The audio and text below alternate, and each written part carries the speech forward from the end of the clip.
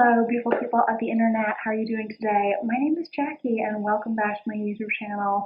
This is going to be the start of another writing vlog. So today, in about 45 minutes, I'm going to send out the final section of my manuscript, Project Mayfair, to my beta readers, and then I will see what they think.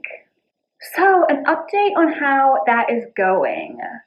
Currently, I've had 3 people submit their responses for section 2.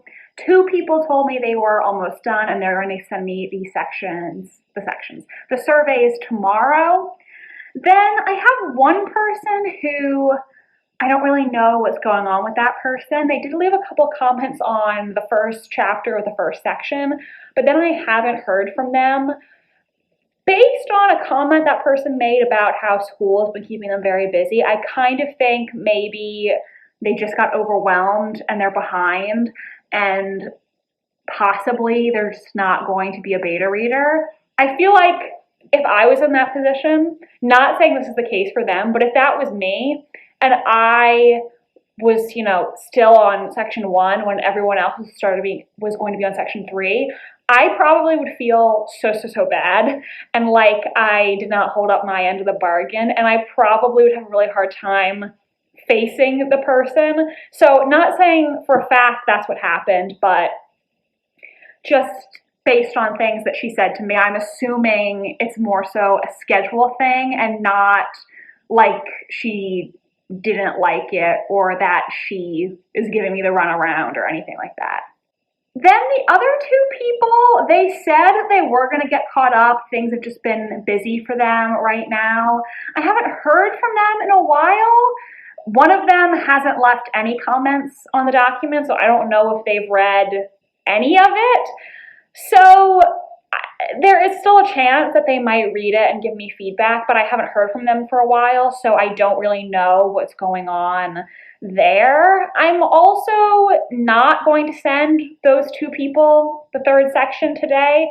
If they do end up reading sections 1 and 2, I will 100% give them section 3, but I personally just don't feel good about giving somebody my entire manuscript when they haven't completed any of the surveys yet, I'm just gonna see what happens with those 2. All in all, the feedback I've received has been positive. Everyone's told me that they're liking the manuscript. They've all had suggestions and things they think could be improved, of course, but generally speaking, they've all said that they're enjoying it and their ratings have been fairly high. Out of the 3 surveys I received for section 2, 2 people gave it a 4 out of 5, and 1 person gave the section a 5 out of 5. So they are all definitely enjoying it. At the same time, of course, they are giving me suggestions about things they think I could change, and I am going to go through and kind of create a checklist of things to be mindful for going forward. There are some instances where I'm not sure if I'm going to implement their changes or not. There were a few instances where people gave me contradictory opinions. Like, for instance, in this section we're just finishing up, one person said in regards to a certain plot point, I feel like you could have prolonged this a little more because I don't think the suspense was as high as it could have been. And then another person said, I loved this part. I thought it was so suspenseful. So one person thought it was really suspenseful and one person thought it wasn't. So those things are contradictory to each other. And I think, in instances like that, if it's just one person's opinion versus one person's opinion, I'm probably just going to keep things the way that they are and stick to what I already have. The other hard thing about this is my manuscript is now, after some further edits, pushing 92,000 words, and I really don't want to go much higher than that. So when I'm implementing this feedback, I also have to be realistic about what I can reasonably include. Granted, I am going to shave some words off because what's currently the first chapter is going to be deleted, and chapter 2 is going to become the first chapter. I'll repurpose some passages from the current chapter 1, obviously, but I'm probably going to shave off, maybe 1,000 words there. So that will give me some space to play around with a little bit. But when I'm implementing their advice, I do have to be realistic about what I'm able to do. This has been a long intro. I have to finish up my day of work, but that is where I'm currently at, and we will talk later. Hello again. I am so sorry. I meant to film this update literally days ago, and I am only just now getting around to it. But a couple things I wanted to mention. I have all 5 Section 2 surveys now, and all in all, people really enjoyed Section 2. Everyone rated that section either a 4 or a 5 on a scale of 1 to 5. So the average rating for that section would be a 4.6. Really great feedback, and I think really like a majority of them didn't have that many things they wanted to change about the section. Definitely less work to be done there than there was in Section 1. Now, at first, I was a little bit disappointed because 2 people have guessed the murderer correctly. I don't know. I was really thinking here, this is going to be such a shocking ending. They're not going to see it coming. So if I'm being really honest, yeah, I was a little bit like, oh no, they've guessed. But that was just my initial reaction, and I will say, like, at this point, I'm not that concerned. I did sort of rephrase the question in the final survey about the reveal of who done it, and I asked them, if you were able to guess the murderer, were you still satisfied or were you disappointed? Because I think there is a huge difference between being able to guess it and feeling, proud of yourself, like, OMG, I figured it out, and being like, well, that was obvious, there's a big difference between those 2 experiences. And obviously, I don't know what my beta readers are thinking, but based on their survey responses, I think the 2 people who have guessed correctly, it's more so just like a feeling they have, or maybe there's one part where they're like, this is making me think maybe it's this person. But it's not like they have the entire thing figured out. Oh, it's so obvious. I do think they will still be surprised by some aspects, and I'm hoping that it will be a satisfying reading experience where when they get to the end, they get to the explanation, and they can just, like feel all the pieces clicking together in their mind. That's what I'm hoping for. So once everyone is finished, I will see how they feel about the ending. I also think, let's be honest, if absolutely no one can figure out the ending of your mystery, then you probably didn't foreshadow it that well. People are going to guess where your story is going if they are paying close enough attention. That's just a fact. And if you are trying to make it so that nobody can predict what's going to happen, it's not going to be a good ending. See, for example, Game of Thrones. Subverting expectations can sometimes be good, and sometimes it can go too far. And I know that I personally can at least guess who the murderer is a majority of the time when I read mysteries or thrillers. Sometimes I don't know exactly their motive or how they did it, but a lot of times when I get to the end of the mystery and they reveal who the bad guy is, I'm like, yep, I did suspect that person. It's very rare for me to be completely shocked by a reveal. So I think, you just have to expect that some people are going to figure it out. Some people are going to be very astute and are going to, really analyze all the clues and try to guess. And there are other people who are just going to read your mystery and not really try to guess. They're just going to enjoy it. And when they get to the end, they're going to be totally surprised. Just because somebody's able to figure it out doesn't necessarily mean that you did a bad job or that they don't like the book.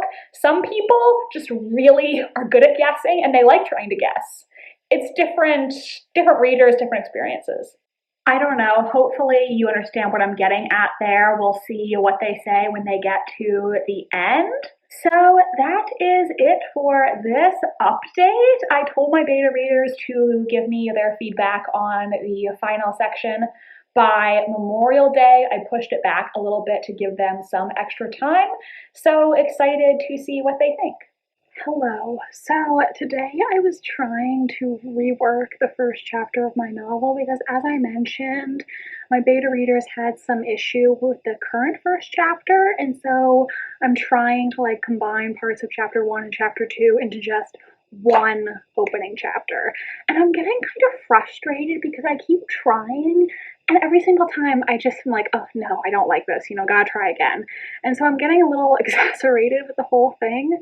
I think maybe the problem is that I keep just copying and pasting passages from one document to another, and maybe that's what's tripping me up. Maybe I need to just write the chapter from memory and not be so obsessed with, copying and pasting. Just let it flow freely and see if that makes me feel better about the whole thing. I've also been using the Amazon Look Inside feature to read the first lines of several historical mystery books that I've enjoyed or that are on my TBR. I have to say, though a couple of my beta readers told me they thought my opening line was too long, a lot of these books, even ones that were published in the last 2 years or so, have first lines that are just as long, if not longer, than mine. So I don't know, maybe I'll kind of stick with what I already have, but I don't know. I just realized I still have sunscreen on my hand. Hopefully you weren't looking at that. But I think I'm going to try to just rewrite the entire chapter from scratch and see if that makes me feel better.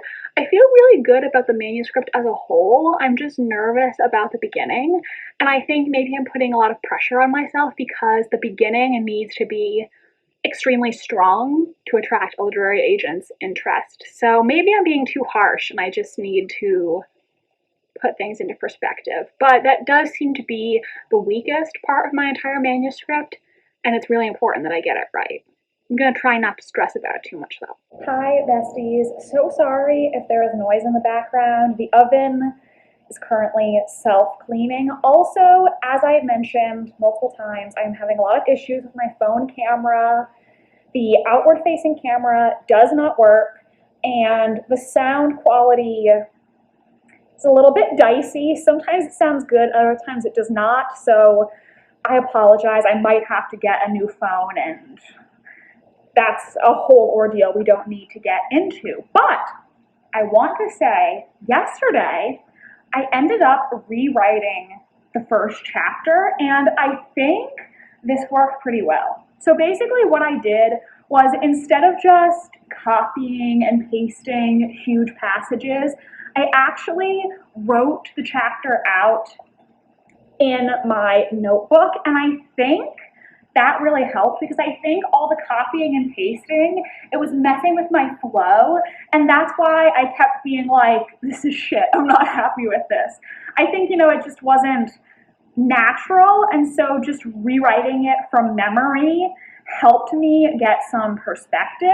I did print it out so that I could read it, and I am going to make some minor edits. I did also decide to change the first sentence, not necessarily because of beta readers' feedback, but because as I was writing the chapter, I was thinking about some advice that I've been hearing lately from authors and other writing professionals on YouTube, where what they basically said was, your first chapter needs to start at the last possible moment. And so basically what they meant by this is just get to the inciting incident as soon as possible. Don't have, oh, I woke up and it was not that mine started that way. It didn't. I'm using that as an example. So basically just get to the inciting incident of the story as soon as possible. What is the event in this character's life that is going to change things forever? And just get to that right away. And basically, without really going too much in depth, the inciting incident for my main male character is he acquires some information that causes him to want to conduct an investigation. And so instead of having the sort of fluff that I originally had, I start with him getting this information. Like, that's the first thing that happens. I don't know if that makes sense, but I don't want to say specifically what it was. But basically, I just changed the first chapter slightly, so the inciting incident is the first thing. Just get right to that point. I don't know about the first sentence. I don't think the first sentence I have right now is the best first sentence in the history of first sentences, but I'm hoping it will be intriguing enough for people to keep reading because it does raise questions and also set the scene a little bit. When I was rewriting this first chapter, I tried to include more scene description and period detail because that is something that my beta readers told me was lacking from the first section in particular. So hopefully now it establishes the time and place a bit more successfully than it did before. The other thing that I wanted to say is one of my beta readers has finished the novel and she loved it. She gave it 5 out of 5 stars. She said that when she got to the reveal, the villain, basically, she gasped so loud that she woke up her husband. And that makes me so happy. Apologies to your husband, though. I'm sorry that I ruined his sleep. But that makes me so happy to hear that you were genuinely surprised and you enjoyed it. She really liked the characters. She wants another book so that she can see if they're going to be together. And that just makes me so happy. Thank you so much, Catalin. She did give me some feedback, of course, particularly about some of the phrases in the dialogue sounding modern, which I think is fair. I think that's something you definitely have to be mindful of when writing historical fiction. And in the edits I'm going to do after this, that's one of the top things I'm going to have in mind, because I do think there were some instances where I slipped into a modern idiom kind of without really realizing it. And I think this is a problem that a lot of people have when they're writing in a historical time period. I've definitely seen anachronistic historical dialogue in published novels before. In a Regency mystery that I read last month, there was someone on Goodreads who in their review was very heated because twice the author used the phrase "cut to the chase," which is a movie terminology. That it came from the movie industry. So obviously people in the 1800s would not have said "cut to the chase." But I think sometimes you just use a common idiom without really thinking about it. And you don't, really think about, well, wait, where did this come from? When someone in the past have said this? But it's something that now I'm definitely going to be mindful of. And this is why it's important to have other people read your writing, because they can make you think about these things and offer some constructive criticism. But I'm so glad that she liked it so much, and it makes me so happy to know that people like the characters and the potential romance I have going on. So we're in the home stretch here with the beta reader feedback, and I will talk to you again by Monday at the latest, because that's when all of my feedback is due, or maybe Tuesday morning after everyone submitted the feedback. But point is, we're in the home stretch. Talk to you soon. Hello, beautiful people of the internet. So while I am here putting away my laundry, I thought I would update you and finish out this vlog. I received all of the Section 3 survey results that I was expecting to, and all in all, pretty good. As I suspected, everyone was surprised by the ending and enjoyed it, or if they were able to guess what was going to happen, they still said that they liked it, they were not disappointed, and they were, happy with themselves for putting the clues together. I think the only thing people said to me that surprised me was 2 people said they felt like the heroine's backstory and motivations could be further fleshed out, which did surprise me because I thought I explained it fairly decently. And I guess I did. They weren't saying they totally didn't understand her, just that they wanted a bit more.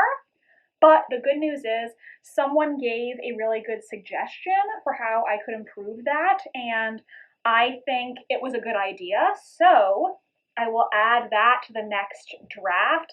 And I don't think it would really require a whole lot of words to include that. Like, I think if I just make some small edits to 2 or 3 scenes, hopefully it'll go a long way towards further explaining her character motivations.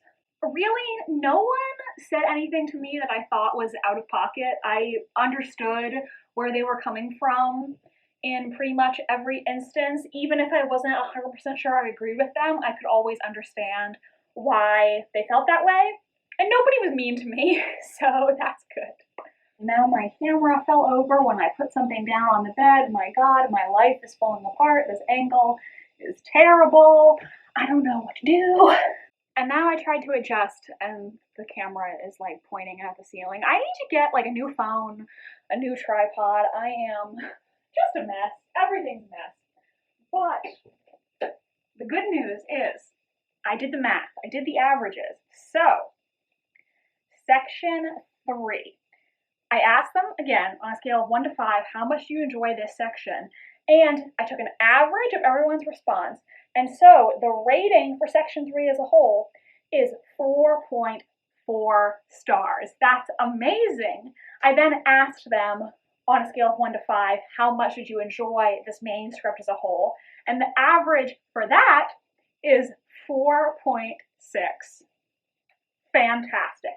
But then I started to wonder, okay, let me go back and look at the answers for each section of the survey. So, because I had them rate section 1, section 2, section 3. Take every single individual number, so all the ratings, section 1, all the ratings of section 2, all the ratings of section 3, and find an average from that to get a more accurate average about their thoughts on the whole story.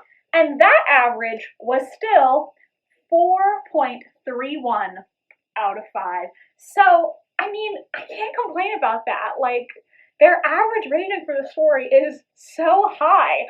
I think I only got 2, 3 stars throughout the entire process. Everything else was a 4 or a 5, so they really liked it. Obviously, they still had things that they wanted me to improve on, but they all said they really enjoyed the story. They would buy a copy. They would read a sequel. They really liked the characters. So I really can't complain about that. That makes me so happy.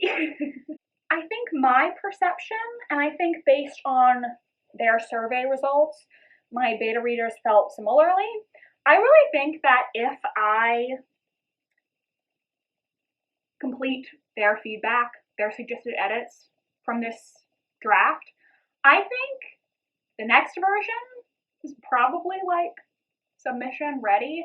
Going into the beta reader process, I was really content with how the manuscript was, and all in all, my beta readers really liked it. They did help me think about some things that I hadn't considered, so I think that was really helpful.